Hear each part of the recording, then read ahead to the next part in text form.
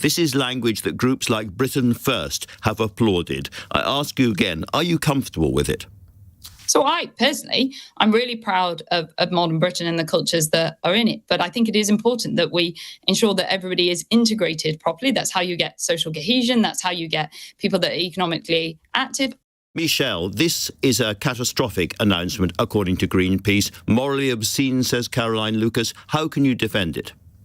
Well, for one thing, it means that we're going to be importing less, which means that we will be reducing our carbon footprint by up to a quarter, which is quite significant. I think it is far better for, you rehearsed some of the arguments yourself, it is far better for economic security from our energy security point of view to be producing our own here on our own shores. Is better for the carbon footprint. It's better for jobs in the UK. There are multiple reasons why this is a good announcement.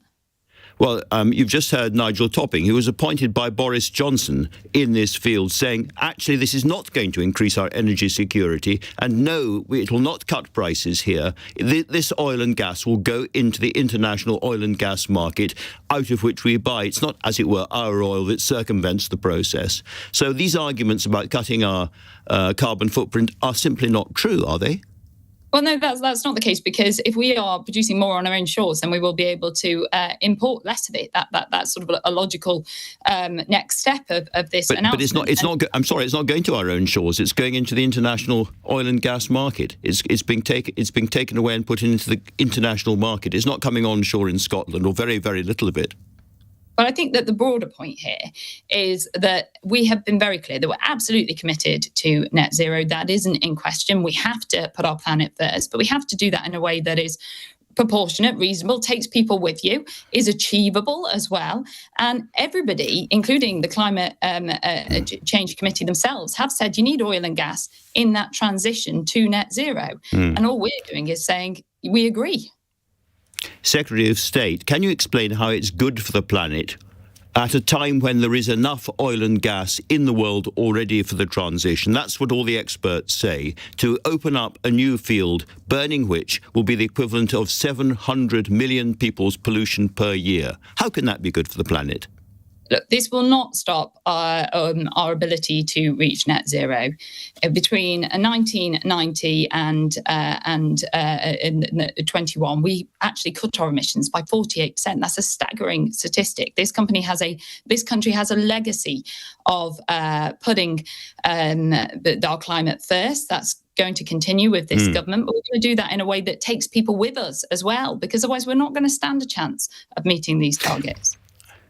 Nigel Topping said just now, in effect, that this was trashing our international reputation. We'd worked so hard 2 years ago in Glasgow to build up. Why are you doing that?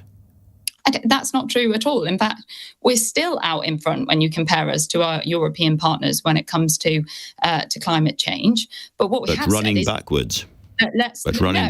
We're still ahead. And the reason we have said let's evaluate this and take stock is because we've got to do this in a way that people can afford, that is reasonable and doable for people in my constituency here in Wiltshire and up and down the country. Otherwise, we're never going to achieve those targets. No point having targets for target's sake.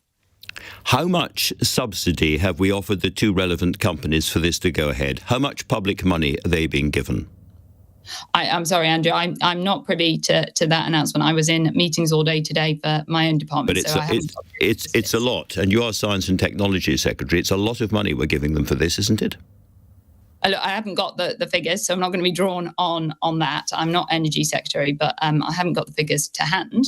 But this announcement will produce hundreds of jobs. We have also said that estimates show that it will be £24 billion it will boost the UK economy by, so a sizable amount.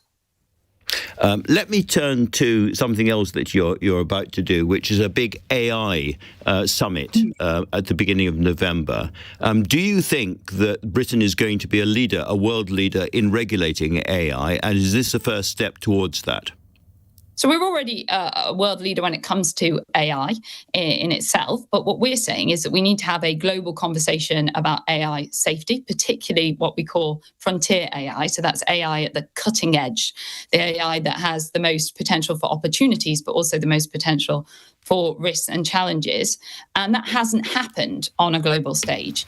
And we want to lead the rest of the world by getting people round the table to have this discussion so that we can establish what do we all agree the risks are here and what mitigations, guardrails can we put in place to ensure that we can grip the challenges and draw down on those opportunities. So a big moment. Michelle, can I ask you about your colleague Suella Braverman's speech yesterday? Do you think that we face an existential threat, that is a threat to our very existence, from migration?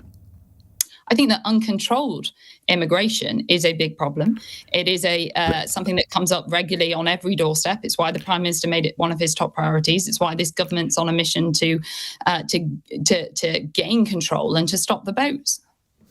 Well, that is, if I may say so, rather different language from the Home Secretary. She says that migration is an existential threat to our society. That's a huge thing to say, very alarming to a lot of people. Do you agree with her? I don't think it's alarming at all. You know, when I go out and I knock on doors here in Wiltshire, door after door after door, people raise this concern about immigration because they do think that uncontrolled immigration is a threat. Yes, they do believe that, because we've got to make sure that we're supporting those people that genuinely need our help. And every place that is taken up by somebody that doesn't particularly need that help, that is an economic migrant, takes the place of somebody who is a desperate refugee. And we do have capacity issues. That's just logical. So we have to prioritise. Can you imagine yourself delivering the speech that she gave? Well, I'm not Home Secretary, so it'd be a bit odd if I did. I know, but you know perfectly well what I mean. You know what I mean. I think Suella spoke for the majority when she said that this is a top issue that we need to address. I think it was the right thing to say that a modern international problem needs a modern international solution, and we should be working collaboratively with other countries, because this isn't an issue that just affects us in isolation. I'm listening very carefully to your language, and it's very different from hers. I'm going to try one more time. Quotes: if cultural change is too rapid and too big, then what was already there, and by that she means you and me and the settled population of the country, is diluted and eventually it will disappear. This is language that groups like Britain First have applauded. I ask you again, are you comfortable with it? So I'm really proud of modern Britain and the cultures that are in it. But I think it is important that we ensure that everybody is integrated properly. That's how you get social cohesion. That's how you get people that are economically active. I don't think we're doing enough when it comes to spreading British values and the adoption of British values like democracy, like fairness, like freedom, like equal opportunity. And we need to do more on that front so that we can get that cohesion as a society and go forward.